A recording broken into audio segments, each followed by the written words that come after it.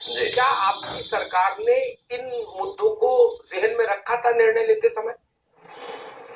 देखिए अग्निहोत्री जी, ये जयपुर मेट्रो का एक ऐसा प्रोजेक्ट था जो इस शहर के लिए, यानी जो हमने एक सपना देखा था कि वर्ल्ड क्लास सिटी इसे बनाया जाना चाहिए, उसके लिए एक मील का पत्थर जयपुर मेट्रो बनने जा रही थी। और पूरे देश में सबसे तेज मेट्रो बनने का काम इस शहर में हुआ। और उसके बाद जो आपने बात कही कि इन तमाम चीजों को ध्यान में रखा गया था, हमने पूरे तरीके से ध्यान में रखा था। लेकिन अब जो ये दिक्कतें आई है कि हाईकोर्ट को इसमें दखल देना पड़ा है और ये कहना पड़ा है कि 30 जून तक बैरिकेड हट जाने चाहिए, सीधे तौर पर भारतीय जनता पार्टी की सरकार की लापरवाही है। एक मिनट नहीं, भारतीय जनता पार्टी की तो अभी आगे भी आप आलोचना कर लेंगे, उसमें कोई इश्यू नहीं है। नहीं तो प्रेसक्रिप्ट वक्तव्य भी जारी कर देंगे तो भी आलोचना मान ली जाएगी। मेरा निवेदन दूसरा था। मेरे सवाल ही नहीं, हाईकोर्ट ने आज क्या कहा, एक सामान्य इशू, ट्रैफिक जाम हो रहा है, इसकी पीआईएल जब भी जाएगी तो हर कोर्ट ये क्या ट्रैफिक ठीक कराओ, स्वाभाविक। इसके अलावा कुछ बोलते नहीं। मैं एक हजार उदाहरण दे दूं, ये पीआईएल और कोर्ट का जजमेंट कोई एक्स्ट्राऑर्डिनरी नहीं। सवाल दूसरा है जो मैंने पूछा आपसे, मैं इतनी बात से सहमत हूं, आगे फिर मैं बोलूंगा कि क्या होना चाहिए था, लेकिन हाँ, मैं भारत शर्मा की इस बात से सहमत हूं, जयपुर कोई मेट्रो देखने नहीं आएगा। जयपुर देखने अगर लोग आएंगे तो वही देखने आएंगे जो अतीत की धरोहरें हैं। मेरा प्रश्न था, उन धरोहरों को कोई नुकसान न पहुंचे और मेट्रो भी चल जाए, वो रास्ता क्यों नहीं सोचा कांग्रेस ने, ये मैं पूछ रहा था लोकेश भाई।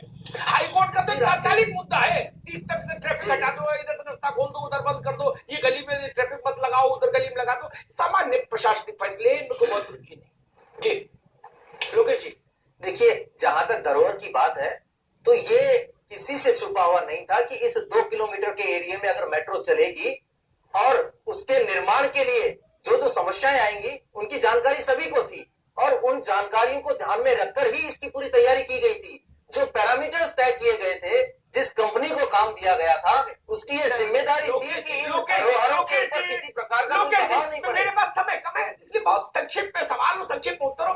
मेरा बहुत स्पेसिफिक सवाल, क्या इसके लिए हेरिटेज सिटी होने के नाते पुरातत्व विभाग से, पुरातत्व के जानकार जो राष्ट्रीय अंतर्राष्ट्रीय स्तर पर एजेंसियां हैं, क्या उनसे कोई परामर्श या क्लियरेंस ली गई थी? देखिए तत्कालीन सरकार ने जो निर्णय लिया था, हमें पंकज जी के पास भी जाना है अभी। नहीं, ऐसा तो किसी भी रूप में संभव नहीं है कि जयपुर की विरासत को ध्यान में नहीं रखा गया होगा या जयपुर की धरोहर को ध्यान में नहीं रखा गया होगा। सीधे तौर पर हम बात कर रहे थे कि परकोटे में, क्योंकि ट्रैफिक का दबाव सबसे ज्यादा परकोटे में रहता है, चौड़ा रास्ता हम बात कर लें, चाहे त्रिपुरिया बात कर लें, छोटी चौपड़ की बात कर लें, बड़ी चौपड़ की बात कर लें, तो एक यातायात को बेहद सुगम बनाने के लिए वहां तक का रास्ता तय किया गया था। लेकिन जिम्मेदारी ये पूरे तरीके से थी कि धरोहर को किसी प्रकार का कोई नुकसान नहीं पहुंचेगा। आज भी आप देखें जी, आज भी आप देखें तो कांग्रेस के जो पूर्व एमपी यहां से थे जयपुर के, उन तक ने ये स्टेटमेंट दिया, विरोध किया इस बात का कि धरोहर को कोई नुकसान नहीं पहुंचना चाहिए। लोकेश भाई, बयान बात में दम हो तो उसका स्वागत होना चाहिए। क्या इसका साइंटिफिकली कोई आकलन किया गया कि जो वाइब्रेशन पैदा करेगी मेट्रो, वो वाइब्रेशन ये इतनी पुरानी इमारतें झेल पाएंगी कि नहीं?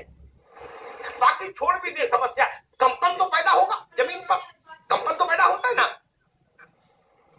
बिल्कुल ठीक कह रहे हैं। कंपन झेल पाएगा कि नहीं झेल पाएगा जंतर मंतर और हवा महल और बाकी इलाके? देखिए जो वाइब्रेशन की बात है, जो आपने कहा कि ये एक टेक्निकल पहलू है और मुझे नहीं लगता कि इन तमाम बातों का ध्यान नहीं रखा गया होगा, क्योंकि मेट्रो चलेगी, उससे जो कंपन होगा, किसी तरीके की दरारें आएंगी, वो तमाम चीजें जब इतने बड़े प्रोजेक्ट को बनाया जाता है, उसकी तैयारी की जाती है, तो इन तमाम बातों का ध्यान अवश्य रूप से रखा जाता है। इसलिए ये संभावना कि 10 साल में इसमें ये हो जाएगा, 15 साल में ये हो जाएगा, तो मुझे नहीं लगता कि जो लोग मेट्रो बना रहे हैं, मेट्रो की जिन्होंने तैयारी की, उन्होंने इस बात का बिल्कुल ध्यान नहीं रखा होगा कि जयपुर शहर में हर तरह की कोई विरासत भी है और उसे सहेजना है। ये विरासत को सहेजने का काम सिर्फ और सिर्फ कांग्रेस या बीजेपी का नहीं है, ये आम आदमी का भी है और हम सबका दायित्व बनता है। इसमें राजनीति को हम बीच में नहीं लाकर राजनीति से ऊपर बात करते हैं। लोकेश भाई, यहाँ राजनीति इसलिए लानी पड़ेगी, अग्निहोत्री जी, आज हमारे मित्र पंकज जी लगातार इस बात को कह रहे हैं कि आपने ये ध्यान नहीं रखा। मैं एक बात पूछना चाहता हूँ, मैं एक साल से आपने मेट्रो के काम को रोक रखा था, बिल्कुल ठंडे बस्ते में डाल रखा था, और तमाम तरह की बुराई की थी वसुंधरा राजे जी ने कि ये मेट्रो किसी काम की नहीं है और ये बिल्कुल घाटे का सौदा है। एक साल हो गया, आप इन तमाम चीजों को कर लेते, आप ये देख लेते कंपनी से क्या नुकसान होने वाला है। आपने तो हमारी तमाम योजनाओं को बदल तक दिया। तो अगर आप इतने ज्यादा धरोहर के पक्षधर हैं और आपको ये लग रहा था कि कहीं ना कहीं पूर्ववर्ती सरकार ने कोई गलती की है इस 2 किलोमीटर के एरिया में मेट्रो चला सके, तो आप उसमें रिव्यू करते, आप उसमें तमाम टेक्निकल पहलुओं की जानकारी लेते, आप वो काम करते जो हमसे छूट गया था।